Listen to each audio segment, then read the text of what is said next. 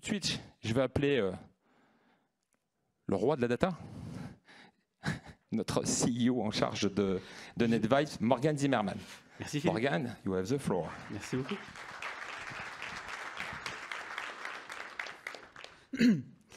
Alors moi, une fois n'est pas coutume, je vais commencer par vous parler d'histoire.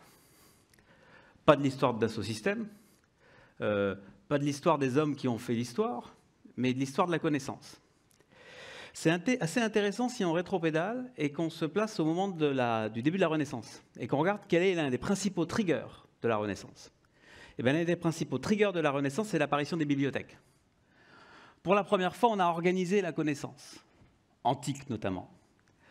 Et c'est ce qui a alimenté les penseurs et les intellectuels de l'époque, c'est ce qui a permis de commencer à générer du partage de connaissances, notamment au niveau européen. C'est ce qui a tiré de la créativité, c'est évidemment ce qui a tiré l'humanisme, et c'est aussi ce qui a tiré l'alphabétisation pour tous, enfin ou presque tous, à ce moment-là, et un début de partage de connaissances pour tous. Nous, ce qu'on pense, c'est qu'aujourd'hui, on est à un moment pivot qui est à peu près du même ordre. Alors, pas à cause de l'explosion des volumes de données, de la loi de Moore, tout ça, vous l'avez entendu 20 fois, c'est pas ça dont on va parler. Il y a 4 changements de paradigme qui nous paraissent essentiels à avoir en tête. Le premier changement de paradigme, c'est les univers de représentation.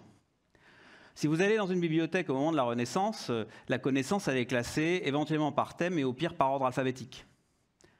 Bah là, maintenant, elle est organisée dans les métaverses. Donc le système de projection, de navigation, de représentation de la connaissance, c'est les jumeaux numériques, c'est le métaverse, en tout cas, c'est plus l'ordre alphabétique. Et c'est un point pivot important sur la façon de regarder la connaissance. Le deuxième événement majeur, c'est l'intelligence artificielle, qui crée des nouvelles mécaniques d'interprétation de cette connaissance. Alors avec évidemment des opportunités et quelques risques. Je n'ai pas le temps de vous raconter tout ce que je pense de ChatGPT, mais je peux quand même citer une anecdote ou deux. J'ai lu un article la semaine dernière de Gaspard Koenig, qui faisait une étude sur les idées des philosophes et en lien avec le compost. Oui, ça ne s'invente pas. Je ne débattrai pas non plus de l'impact sociétal de cette étude. Mais ce qui est sûr, c'est que dans le cadre de son étude, il a fait des recherches et il ne trouvait rien, ni sur Google, ni ailleurs. Donc il est allé poser la question à ChatGPT. Et ChatGPT lui a sorti des citations remarquablement pertinentes de Jean-Jacques Rousseau, tirées du livre 4 de l'Émile. Je trouvais ça génial. Bon, mais comme c'est un bon scientifique, il a voulu aller vérifier le contexte dans lequel ces citations avaient été formulées. Et donc, il a pris sur sa bibliothèque, puisque comme nous, il a l'Émile sur sa bibliothèque, il est allé chercher la citation qu'il n'a pas trouvée. Il a donc été chercher une version électronique pour faire des recherches. Il n'a pas non plus trouvé la citation. La réalité, c'est que ChatGPT a reformulé une citation probable. Donc, les faits ont été changés. La réalité bis, c'est comme c'est des modèles de enforcement learning, bah ça veut dire qu'il y a probablement beaucoup plus de gens qui vont dire « merci beaucoup, t'es génial » que de gens qui disent « je vais aller lire l'Émile pour vérifier que c'est pertinent ». Donc en plus, on va pérenniser une information qui est structurellement fausse et qu'on va rendre réalité. Donc tout ça pour dire que l'intelligence artificielle, dans l'industrie Renaissance, c'est un facteur structurant de la façon dont on a envie de regarder la donnée, dans la façon dont on a envie de s'assurer de la traçabilité de l'information qu'on utilise. Et on va en reparler aujourd'hui, évidemment. Mais le troisième sujet, c'est les nouvelles méthodes de valorisation, d'intermédiation, de diffusion de la connaissance. Et le quatrième, c'est la mécanique de propagation de la connaissance, qu'elle soit juste ou qu'elle soit fausse. Et donc, à cause de ces 4 changements sociétaux qu'on considère comme majeurs, on pense qu'on a un moment pivot probablement aussi important que l'apparition des bibliothèques au moment de la Renaissance. Et ce qu'on va se raconter aujourd'hui s'inscrit dans cette conversation-là. Le deuxième point de repère, avant d'entrer un peu dans le détail que j'avais envie de partager avec vous, évidemment, tout ce qu'on va vous raconter aujourd'hui s'inscrit dans la logique de l'économie de l'expérience. Alors, on ne va pas refaire la théorie de l'économie de l'expérience aujourd'hui, mais globalement, ça ne suffit plus de faire des produits, même des bons produits. Aujourd'hui, ce qu'attendent les utilisateurs, c'est des expériences de mobilité, des avions à l'heure de vol, des tracteurs à l'hectare moissonné. Et quand on rentre dans l'économie de l'expérience, on rentre dans une réinvention des chaînes de valeur. D'ailleurs, vous verrez dans notre vocabulaire à nous, on ne parle pas de supply chain. Dans tout ce qu'on va dire, on va parler de value network. Pourquoi on parle de value network? Parce que fondamentalement, quand on est dans la création d'une expérience, on est en train de réorchestrer des valeurs fournies par un écosystème de gens qui contribuent à la valeur, et c'est un moment critique dans la répartition des périmètres de chacun et dans la redistribution de la valeur capturée. Donc ce qu'on se dit, ça s'inscrit dans 1. Les changements de paradigme liés au partage de la connaissance, 2. Les changements d'usage liés à l'économie de l'expérience. 3. Eh bien, tout ça, ça s'inscrit dans le nouveau monde dans lequel on vit aujourd'hui, qui est un peu plus compliqué qu'il n'a eu l'habitude de l'être. Et les entreprises doivent s'habituer à vivre avec des changements de réglementation extrêmement rapides, des nouveaux enjeux de sustainabilité, des problématiques de personnalisation massive extrêmement rapides, des ruptures de supply chain, des évolutions de prix dans les supply chains, des shortages dans les supply chains, et ça fait partie du quotidien. La conviction qu'on a, c'est qu'il y a 2 types d'entreprises. Il y a celles qui subissent ce nouveau champ de contraintes, et il y a celles qui savent s'appuyer dessus pour créer de la compétitivité et de la différenciation. Et nous, on pense que ce qu'on fait chez Dassault Systèmes sert à transformer le champ de contraintes en des leviers de compétitivité et des leviers de différenciation. Alors la bonne nouvelle, c'est que pour faire ce mouvement-là, on a beaucoup de données disponibles. Des données d'usage, des données IoT. On est en capacité de redistribuer la puissance d'interprétation et d'analyse jusque sur les processeurs et de manière plus organique. On est en capacité de réinventer des mécaniques de valorisation et de distribution des chaînes de valeur liées à la donnée. Et donc on a plein de leviers nouveaux qui permettent d'orchestrer la transformation du champ de contrainte en un champ d'opportunité. Une fois que j'ai fait cette introduction, et je m'excuse pour la longueur de l'introduction, mais ça c'est le monde dans lequel on est. Et c'est là-dessus qu'on bâtit ce qu'on est en train de faire. Qu'est-ce qu'on fait chez Dassault Systèmes? En fait, chez Dassault Systèmes, on l'a déclaré en 2012, on aide nos clients à aller du monde du produit au monde de l'économie de l'expérience. Et ça, je ne vais pas revenir dessus de manière spécifique. Ce que j'ai envie de partager avec vous, c'est ce qu'on a appris sur les 10 dernières années. En fait, ce qu'on a appris, c'est que pour réussir à changer les paradigmes de ce qu'on livre au client final, il faut changer les méthodes de fonctionnement des organisations. Quand on livre un service de mobilité et non pas une voiture, forcément, il faut réinventer la façon dont les ventes, le marketing, l'ingénierie, l'après-vente travaillent ensemble. Et donc, on doit transcender les silos des organisations des hommes. Je suis un mec de la data. Les silos de données, c'est mon quotidien. C'est presque facile. Les silos des hommes dans leurs organisations et comment on les fait travailler ensemble est un sujet un peu plus sophistiqué.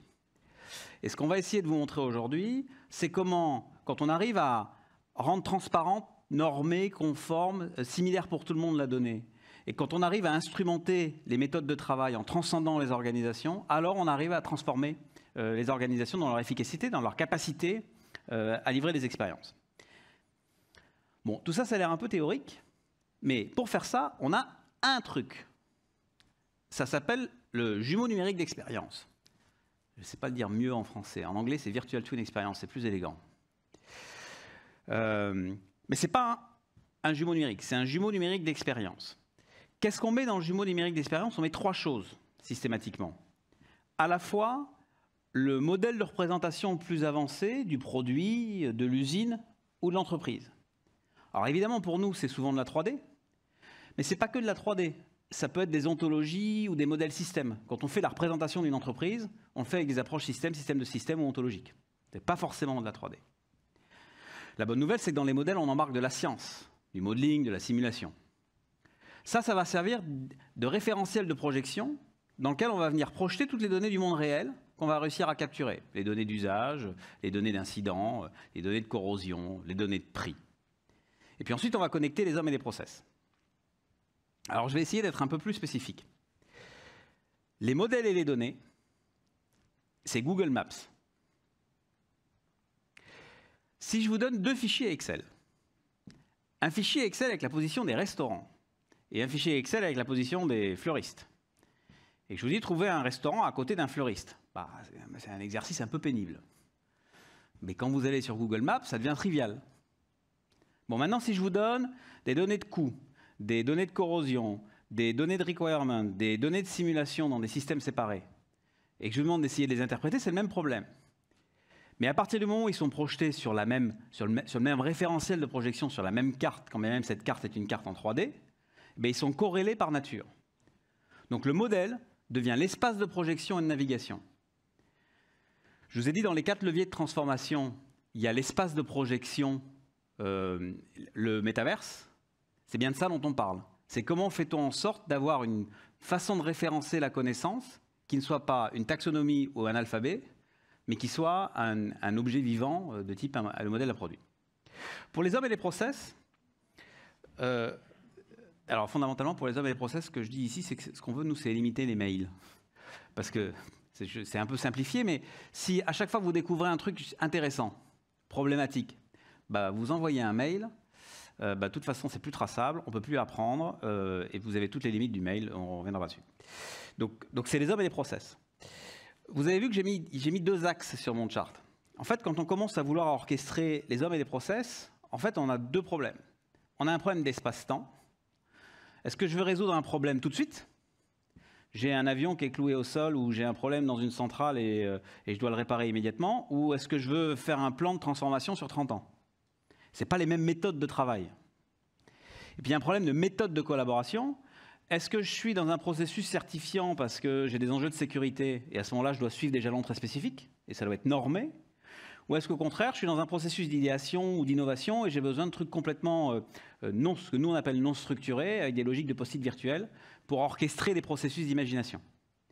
Et vous verrez que dans la plateforme, on a mis l'ensemble des méthodes et des instruments de collaboration qui permettent de traiter à la fois le temps court et le temps long, de façon normée ou de façon non normée. Je vous laisserai essayer de me dire si le mail est un outil qui traite le temps court, le temps long de façon normée ou non normée. Moi, je n'ai jamais su répondre à la question. J'ai toujours pensé que le mail, c'était pour traiter les trucs plus longs, mais comme il y a des gens qui envoient des mails pour annuler le meeting dans une demi-heure, c'est aussi pour les trucs courts.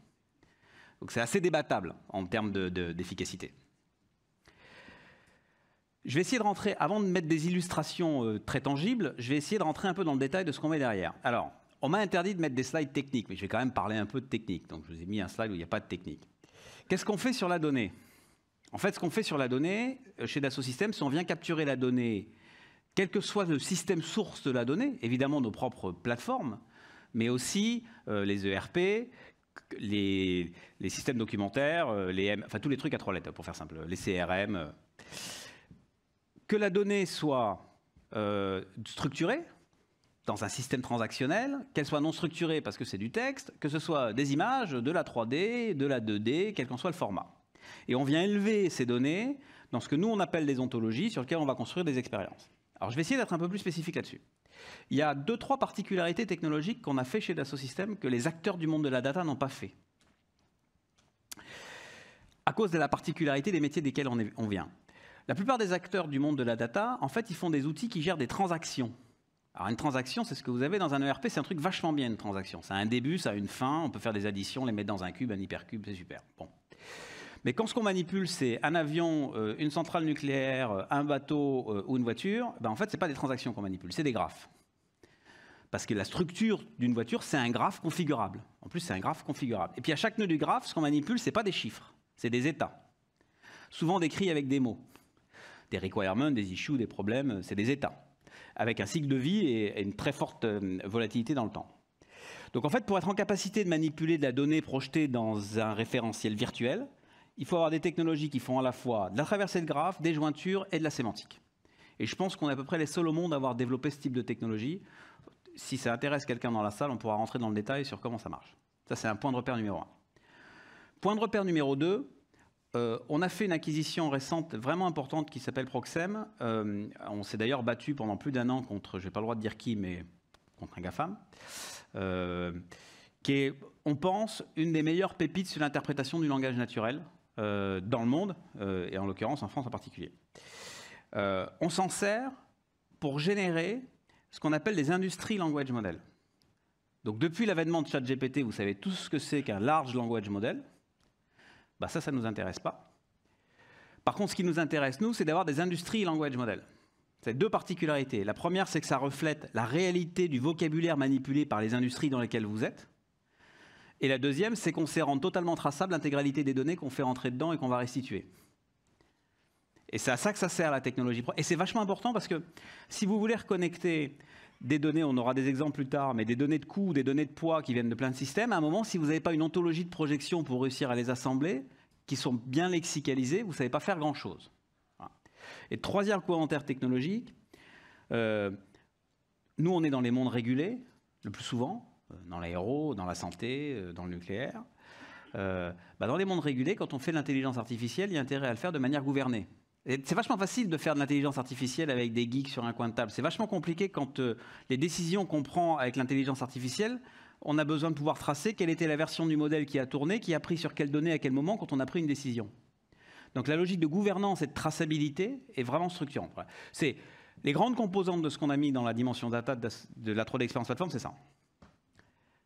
Si je prends la collab, fondamentalement, la collab, on a mis les trucs pour traiter le temps court et le temps long de manière structurée ou de manière non structurée. À la fin, c'est pour éliminer le mail. Éliminer les tâches collaboratives, éliminer les post-it, éliminer les to-do list. Donc on a un ensemble de méthodes de collaboration qu'on a mis à disposition dans la plateforme, qu'on sait articuler de manière conjointe, et vous le verrez dans les démos, avec l'ensemble des données ou l'ensemble des outils de modeling, et qui permet d'orchestrer à la fois ce qu'on apprend, et comment on veut acter et décider de ce qu'on a appris, et comment on veut tracer l'impact de ce qu'on a appris, et comment on fait pour que ce qu'on fait devienne de la donnée nouvelle sur laquelle on puisse continuer d'apprendre. Finalement, quand on s'est posé la question de ce qu'il y avait à faire, on s'est dit, quand on est un constructeur d'avion, quelle que soit l'étape dans laquelle on est de la vie de l'avion, des phases de design aux phases d'opération, à la fin, c'est toujours le même problème. C'est un problème d'accès à la connaissance. Sauf que l'accès à la connaissance, elle n'est pas toujours évidente. Elle est graphiquement illustrée ici. Quand on a besoin d'aller chercher de la connaissance, de temps en temps, ça peut s'apparenter un peu à de la spéléologie. Encore faut-il d'ailleurs avoir effectivement un accès à la connaissance en question. Mais évidemment, dans la salle, on est plusieurs, il y a des grands industriels qui ont une histoire qui a plus de 5 ans. Donc, il y a beaucoup de choses qui ont pu être faites il y a longtemps. Mais ce n'est pas très grave, parce qu'on a fait des grands programmes de digitalisation. Alors maintenant, on a des Excel et des PDF qui sont stockés dans SAP. C'est super. Et puis, quant aux données de vol, encore faudrait-il savoir où elles ont atterri pour pouvoir les réutiliser de manière massive et au niveau d'échelle et au niveau d'effet de levier escompté. C'est ça la formalisation du problème. Et franchement, j'ai discuté avec beaucoup de clients dans beaucoup d'industries, de l'énergie aux bateaux, aux voitures, aux avions ou même à la santé. Cette formalisation du problème, elle est assez homogène. Alors maintenant, si on formule le rêve, c'est quoi le rêve? C'est un accès harmonisé à toutes les données. Qui soit une solution unique. En tant qu'utilisateur, moi, je n'ai pas besoin de savoir ce qui est dans SAP, ce qui est dans Enovia ou ce qui est dans Salesforce. Ça doit être transparent. C'est encore plus vrai si j'ai plusieurs générations d'avions et que ce n'est pas les mêmes systèmes sur les différents avions. Donc, d'une certaine manière, ça va être la même solution pour tous les avions, sur toute l'histoire des avions, quelles que soient les sources de données dans lesquelles c'est accessible. Et puis, puisque c'est si simple, il n'y a pas de raison que ce ne soit pas utilisable par l'OEM, par ses sous-traitants ou par ses clients, et pour des gens expérimentés ou des gens non expérimentés. Et finalement, ça ressemble à ça. Je vous ai fait l'analogie à Google Maps tout à l'heure. C'est ce qu'on va vous présenter maintenant. Donc là, ce que vous avez, c'est on utilise la maquette du numérique de l'avion pour aller projeter dans la maquette numérique de l'avion n'importe quel type de données qui vient de n'importe quel système. En l'occurrence, ici, on va naviguer dans des issues ou dans des concessions, soit de manière colorisée, soit sous forme de points d'intérêt. Les sources de ces données peuvent être n'importe quel système. Ce qui est important, c'est quel est le référentiel de projection. Donc là, vous voyez par code couleur le nombre de concessions appliquées à chacun de ces composants. Et ça, c'est applicable à n'importe quel type de données. Ici, par exemple, on va vous afficher des données de stress. Le sujet, c'est si vous êtes un ingénieur sur une chaîne de fabrication et que vous avez besoin de savoir si le bracket que vous venez de fabriquer il est en capacité de supporter ou pas un trou supplémentaire, vous avez besoin de trouver les données de stress. Si vous êtes un agent de support et qu'un avion a été frappé par la foudre et que vous avez besoin de savoir quel est le facteur de réserve de l'avion en question, vous avez besoin de trouver les données de stress de cet avion-là, sur les équipements en particulier qui ont été frappés. C'est comme ça que ça se fait aujourd'hui. Vous n'avez pas besoin de vous connecter dans 22 systèmes pour retrouver quel était le bon numéro du bon MSN pour savoir quelle était la version du fichier de stress applicable à l'avion en question. Là, vous reconnaissez, l'analogie avec Google Maps est encore plus intéressante ici, parce que là, vous voyez qu'on navigue dans des points d'intérêt. qui sont vraiment matérialisés comme des points d'intérêt directement à travers la maquette numérique. Si vous imaginez, si vous prenez toutes les flottes de tous les clients et vous les projetez sur une maquette numérique, et puis vous vous dites, bah tiens, j'ai envie de regarder tous les types d'incidents, mais j'ai plutôt envie de regarder les incidents qui concernent une compagnie aérienne, en l'occurrence ici Air France, et ben c'est 2 clics, et ça devient complètement trivial, quelle que soit la source de la donnée dans laquelle cette donnée est effectivement stockée. Alors on fait quoi avec ça ? On sert différents sujets, je vais en illustrer quelques-uns après. On sert la planification. Alors, quand nous, on dit planification, c'est la planification stratégique. Quels sont les marchés sur lesquels j'ai envie de me positionner? Que font mes concurrents? Comment je gère mes programmes et mes projets? Et ça, je vais l'illustrer. On sert évidemment de la même manière ce que nous, on appelle Virtual Product Development. Donc, on a fait toute une série d'applications dont l'objet est d'exploiter des données de coût, des données de poids ou des données de sustainabilité pour faire en sorte que n'importe quel designer ou n'importe quel acteur soit en capacité de comprendre l'impact de sa décision sur ces critères essentiels de la performance du produit qu'il est en train de fabriquer. On s'en sert pour faire de l'optimisation achat. On a développé des algorithmes d'intelligence artificielle qui vont automatiquement calculer des pièces similaires pour identifier des économies potentielles. Les ordres de grandeur là-dessus, c'est entre 5 et 15% des masses d'achat de commodités annuelles, d'économies. Alors plutôt 5 dans l'automobile et 15 dans l'aéro, mais c'est ça les ordres de grandeur. Et évidemment, on fait l'expérience client, qui est une fois que le produit est sorti de l'usine, est-ce qu'on sait apprendre des usages de ce produit pour faire de l'amélioration continue du super du produit? C'est ce qu'on fait par exemple pour la maintenance du Rafale, mais c'est ce qu'on fait aussi pour la maintenance d'infrastructures dans l'oil and gas ou dans l'énergie en général. Alors j'ai pris 2 exemples avant de passer la main à Olivier. Le premier exemple, c'est ce qu'on peut faire en analyse stratégique à partir du pire des données disponibles, le web. C'est quand même pas toujours très élégant le web. Et donc la question qu'on s'est posée, on s'est dit, bah tiens, imaginons qu'on soit une société dans le monde de l'aéro et qu'on a envie de construire une stratégie autour de l'hydrogène. Qu'est-ce qu'on peut comprendre, apprendre des tendances à partir de ce qu'on trouve sur le web? Est-ce qu'on peut détecter les startups, les nouvelles technologies, les volumes d'investissement, le prix de l'hydrogène dans 10 ans, dans 20 ans, dans 30 ans? Et donc ce qu'on a fait, c'est qu'on a été à capturer tout ce qui parlait d'hydrogène dans le web. On y a appliqué les technologies, les industries language model dont je vous ai parlé tout à l'heure pour essayer d'organiser ces connaissances autour d'une ontologie. Et donc on est en capacité de dire, par exemple, que l'essentiel des contenus autour de l'hydrogène, c'est aux États-Unis que ça se passe. Mais on a aussi en capacité de dire, tiens, quand on parle d'hydrogène, on a des conversations sur différents types de technologies, des technologies liées au stockage, des technologies liées à la production et des technologies liées à l'utilisation. On est aussi en capacité de se dire, mais tiens, quelles sont les sociétés dans chacune de ces géographies qui communiquent le plus, que ce soit au travers des brevets qu'ils publient ou que ce soit au travers de leur communication officielle, qui communiquent le plus autour de l'hydrogène. On voit que Toyota, par exemple, est extrêmement moteur quand on parle d'hydrogène. Puis quand on identifie une société, on peut avoir envie de se demander de quoi elle parle.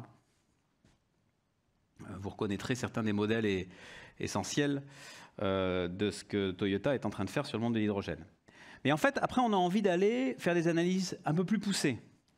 Ça, c'est un des exemples de texte pour que vous compreniez la structure des documents qui rentrent. C'est des brevets, c'est des conversations Twitter, c'est des forums, c'est des sites d'actualité. Et c'est l'interprétation de ces flux massifs qui permet ensuite de créer des mécaniques de corrélation. Par exemple, ici, on peut voir que l'essentiel de ce qui se fait est lié à la production. Alors, ce n'est pas complètement surprenant. Avec un peu de chance, on va bientôt se poser la question du stockage et finalement de l'usage. Donc, la séquence paraît évidente. Et après, on est en capacité de caractériser quel est le poids relatif des investissements technologiques autour de l'hydrogène par pays sur ces 3 types de technologies. Mais on peut faire la même analyse sur quel type de technologie, parce que l'hydrogène, c'est quand même assez large. Donc là, vous avez une taxonomie des différentes technologies en bas liées à l'hydrogène, et puis vous pouvez regarder quels sont les États qui parlent le plus de tel ou tel type d'investissement. Vous voyez que les stations sont plus importantes en Californie, alors que le UK s'intéresse essentiellement à l'hydrogène bleu. On fait la même chose sur les sociétés. Alors là, c'est plus intéressant, parce que du coup, on est en capacité de corréler quelles sont les sociétés qui investissent ou qui communiquent, investissent au travers des brevets ou des programmes de R&D, ou qui communiquent autour d'une technologie ou d'une autre. Et puis finalement, on est aussi en capacité de faire des analyses de tendance. Je vais vous montrer des analyses de tendance dans une minute, qui permettent de détecter des signaux faibles Là, par exemple, vous avez des signaux faibles sur les politiques réglementaires. C'est vraiment intéressant de suivre les politiques réglementaires dans les États. Et donc, vous voyez qu'en 2020, il y a eu une accélération des politiques réglementaires au UK sur l'hydrogène. C'est vraiment intéressant d'aller creuser les signaux faibles. Et donc là, on a des mécaniques de détection automatique de signaux faibles. Ce qu'il faut comprendre, c'est que ce qu'on fait là, on ne peut le faire que parce qu'on est en capacité de transformer des grands flux de données non structurés en de la donnée structurée au travers des industries language models dont je vous ai parlé tout à l'heure.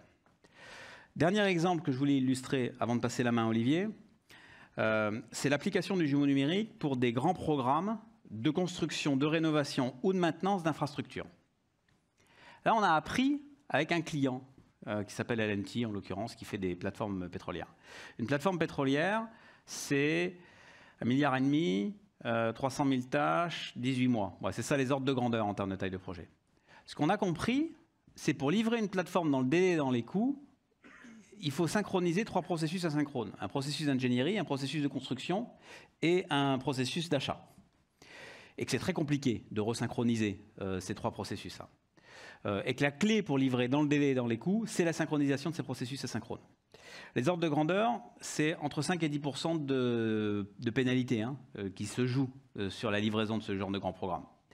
La conclusion de L&T, et c'est ce qu'on a fait chez L&T, mais chez d'autres acteurs du monde des infrastructures, c'est que la bonne façon de créer cette mécanique de synchronisation, c'est d'utiliser le jumeau numérique, qui en fait va permettre d'avoir un référentiel unique dans lequel on va venir projeter à la fois les données d'ingénierie, les données d'opération, les données de construction, les données d'achat, pour resynchroniser l'ensemble des équipes. Alors là, je vais vous donner un exemple sur une usine de retraitement de l'eau sur lequel on a lancé des programmes d'amélioration continue.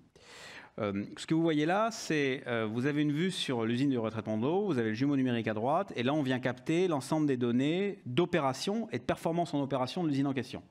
Et donc vous avez la performance de chaque système et de chaque sous-système, et évidemment à tout moment, vous êtes en capacité d'afficher dans la 3D les systèmes qui performent versus les systèmes qui sous-performent.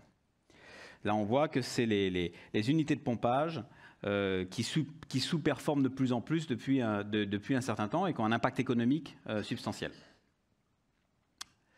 Du coup, on va aller regarder quels sont les projets associés. Et là, en l'occurrence, on a un programme de rénovation des pompes associées. D'ailleurs, ce programme, il apparaît en rouge. Et c'est intéressant parce que le macro-programme, là, il est traité dans Primavera. Il pourrait venir d'ailleurs. Mais il est visible depuis la 3D Experience Platform. Donc celui-là, il est en retard. Comme il est en retard, je peux avoir envie de comprendre le détail de pourquoi il est en retard. Les tâches unitaires, elles sont effectivement traitées dans la plateforme. Et là, pour ceux qui ont capturé l'écran, vous aviez un problème de tâches unitaires qui était lié à un délai fournisseur. Donc ce que je peux faire, c'est je vais créer une tâche, vous voyez que j'envoie pas un mail, que j'envoie à un collaborateur en disant tiens, j'ai un problème sur tel équipement. Le collaborateur en question, lui, il a une vue différente, qui est une vue plus opérationnelle, qui est une vue d'exécution, qui lui permet de regarder les allocations des équipements. Qu'est-ce qui a été acheté, qu'est-ce qui a été reçu, qu'est-ce qui a été pas reçu, qu'est-ce qui est en retard, et qui est en capacité de les projeter dans la maquette. Ce qui permet effectivement de révéler qu'il y a un équipement, qui est d'ailleurs celui qui posait problème tout à l'heure, qui est effectivement en retard. Il peut rentrer dans le plan détaillé du programme pour essayer de comprendre quelle est la source du délai et quel est le risque identifié. Le risque identifié, c'est effectivement un problème fournisseur. Il y a un workaround qui a d'ailleurs déjà été identifié qui peut avoir un impact de 5 jours et l'utilisateur va aller modifier le système. Encore une fois, ça n'est qu'illustratif. Ce que je veux vous montrer ici, c'est qu'au travers d'un grand programme, que vous soyez dans des opérations de maintenance ou dans des opérations de construction, le jumeau numérique, quand il commence à être utilisé par tout le monde, sans échanger de mail et que toutes les données y sont révélées, ça a des impacts très significatifs sur la façon de conduire les programmes et leur exécution.